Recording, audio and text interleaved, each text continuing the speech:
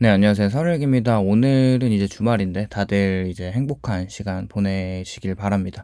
오늘은 이제 제조업 공단 단지를 보면은 굉장히 많은 공장들의 생산 라인들이 멈추면서 처음에는 제조 물량을 많이 뽑아내야 할 때 종종 단기간으로 일하시는 근로자들도 이제 알바로 많이 부르기도 했는데, 요즘에는 뭐 알바는커녕 전혀 그렇지도 않은 상황이고, 그나마 있던 정규직으로 일하시던 근로자들을 어쩔 수 없이 잘라내야 하는 상황들이 많이 있는 것 같습니다. 물론 일부 대기업들과 아직까지는 영향을 받지 않는 하청을 받는 공장들은 버티고 있지만, 이게 언제까지 과연 버틸 수 있을지에 대한 의문이 들기도 하면서, 근데 이제 심각한 건 많은 40대 가장들이 제조업 생산 라인에서 일하시는 분들이 이제 라인이 멈추면서 일이 많이 사라지고, 처음에는 뭐 연장 근무나 특근들이 많았는데 그것들도 이제 없어지는 것을 시작으로 나중에는 일자리가 사라지는 슬픈 상황이 많은 것 같습니다. 그렇게 실업자들이 되는 이제 가장들이 많이 있는 것 같고요. 생각을 해보면 한국의 산업단지가 이제 과거 수십 년 동안 국가 경제의 심장부라고 불릴 정도로 이제 대한민국의 대부분의 직장인들이 제조업 종사자이기도 했고, 기름밥 먹는 사람들이 정말 많고 지금도 여전히 많습니다. 그렇게 기계가 돌아가는 소리나 컨베이어 벨트 위로 이제 끊임없이 흘러가는 이제 부품들이나 아침 7시 조업 시작을 알리는 경적 소리는 그곳에서 일하는 노동자들의 하루를 고스란히 담아내는 시작이었고, 그런데 어느 순간부터 그 소리가 점점 잦아들기 시작하는 거죠. 실제 대한민국의 제조업이 멸망하고 있는 사례들을 이제 보면 철강 산업의 위기는 다들 알고 있을 겁니다. 몇 년 전부터 있었죠. 저 주변에도 이제 현대제철에 다니는 친구가 있는데, 이미 포항 쪽은 이제 공장이 폐쇄를 한 상태이기도 하고, 중국산 저가 철강 제품의 공세를 보면 국내 철강업계는 최근 중국산 철강제 대량 유입으로 심각한 가격 경쟁의 압박을 받고 이제 밀리고 있기도 하죠. 그렇게 전 세계에 이제 디플레이션을 수출하는 중국은 철강 수출까지도 가격을 하락시키면서 한국산 탄소광보다 약 20% 저렴한 수준으로 전 세계에 제공하니까 수요가 이제 급감하는 건 당연합니다. 그렇게 공급이 많아지고 또 이제 경기가 안 좋으면 수요가 감소하고, 그 관계에서 당연히 우리나라의 이제 철강 산업이 설 자리가 없죠. 그리고 이런 저가 공세는 철강 산업뿐만 아니라 다른 산업에서도 단순한 수익 경쟁이 아니라 한국 자체의 이제 강한 제조업 기반을 흔드는 구조적인 위협을 주고 있죠.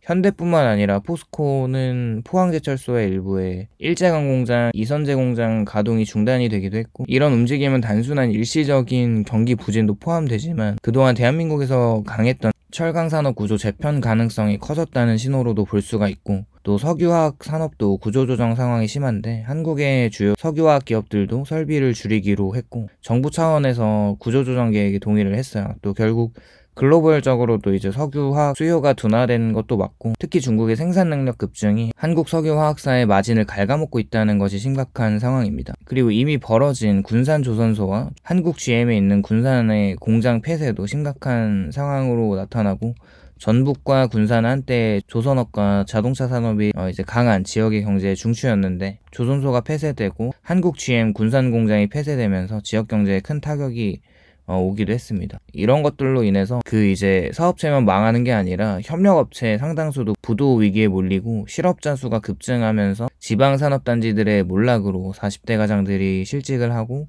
또 그 도시가 소멸해가는 굉장히 속도가 빠른 것 같습니다. 그렇게 세계 시장의 변화와 기술의 고도화나 자동화 설비가 확산되고, 그리고 이제 원가 절감을 내세운 기업의 해외 이전 결정들은 수많은 공장들을 멈춰 세웠죠.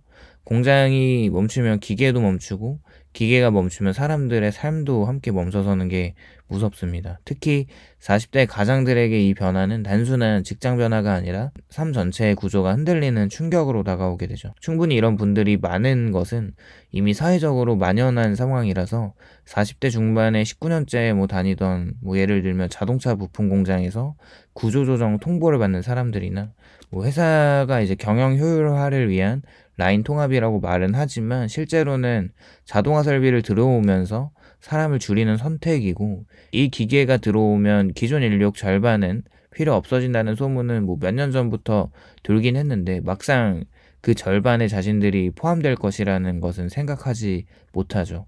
많은 직원들이 면담실에서 인사팀 직원의 건조한 목소리를 들으면 이제 머리가 되게 띵해지고 멍해지는데, 자동화 설비 도입으로 인해 일부 팀의 구조조정이 불가피하다는 문장 하나가 19년째 한 곳에서 직장 생활을 하던 삶을 송두리째 부정당하는 것처럼 들릴 수밖에 없고, 회사는 위로금 지급도 하고 직업훈련 지원을 약속하지만 그 어떤 금전적 보상이 있어도 더 이상 나를 필요로 하지 않는다는 현실을 견디기는 정말 어려운 것 같습니다.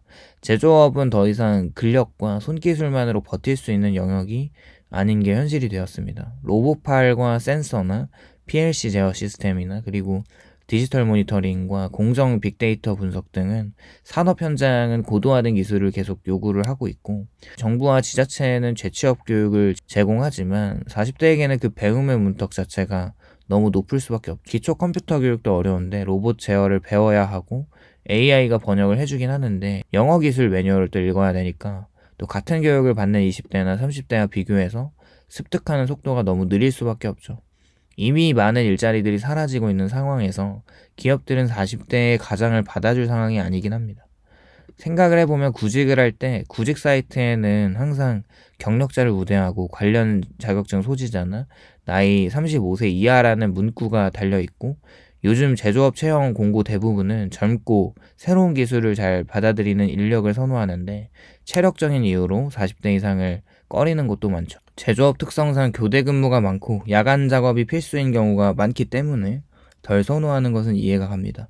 사실 40대 가장의 실직은 단순히 개인의 문제라기보다는 굉장히 연쇄적인 문제가 발생해서 더 무서운 것 같습니다. 가장의 등 뒤에는 가족들이 있죠. 배우자와 아이들과 부모님까지 이어지면서 경제적 공백은 생각보다 훨씬 심각해지고, 아이 학원비나 이제 전세자금 대출 상환이 밀리고, 신용카드는 이제 최소 결제액만 겨우 내야 하는 상황과, 그리고 심각한 경우는 자동차 할부금을 내지 못해서 차를 반납해야 하기도 합니다. 그렇게 가족 외식은 사치가 되고, 돈이 없으면 얼굴에 웃음이 줄어들고 행복할 날이 없게 됩니다. 그렇게 부부관계도 흔들리게 되는데, 가장이 느끼는 무력감과 죄책감과 배우자가 느끼는 불안과 불만이 부딪히면서 싸움이 잦아지고, 몇몇 가장들은 가족에게조차 실직 사실을 말하지 못해서 아침마다 출근하는 척 하는, 그렇게 나가시는 분들도, 그런 경우도 있는 걸 보면은 되게 많이 알려져 있는 현실이죠. 그렇게 실직을 하고 주변에서는 다시 취업하면 된다고 위로를 하는데, 누군가는 요즘에 일자리가 또 많다고 하고 쿠팡에 또 가면 월에 300만 원도 받는다 뭐 이런 말을 하면서 위로를 하지만, 그리고 이제 배달해도 돈을 벌 수 있다고 이야기를 하는데, 정작 당사자들은 뭐라도 해야 하니까 그 말을 듣고 쿠팡을 가고 배달 일을 시작하기도 하지만, 사실 체력 소모가 심하고 부상의 위험도 높은 것도 맞고, 배달은 사고 위험이 상존하기 때문에 또 기상에도 크게 영향을 받는다는 것을 생각해 볼 때 적응하기가 쉽지 않은 게 현실입니다. 그렇다고 해서 원래 하던 제조업 분야로 돌아가는 것도 사실상 불가능하죠. 공장의 문은 이미 닫혔고 남아있는 공장은 자동화되었고 채용은 젊은 층 중심으로 돌아가고 있습니다. 일단은 그렇게 한때 번성했던 산업단지에는 빈 주차장과 불이 꺼진 건물과 부서진 창문들만 남아있고, 경제학적으로 제조업의 몰락은 결국 서비스업까지 침체로 만들어버리죠.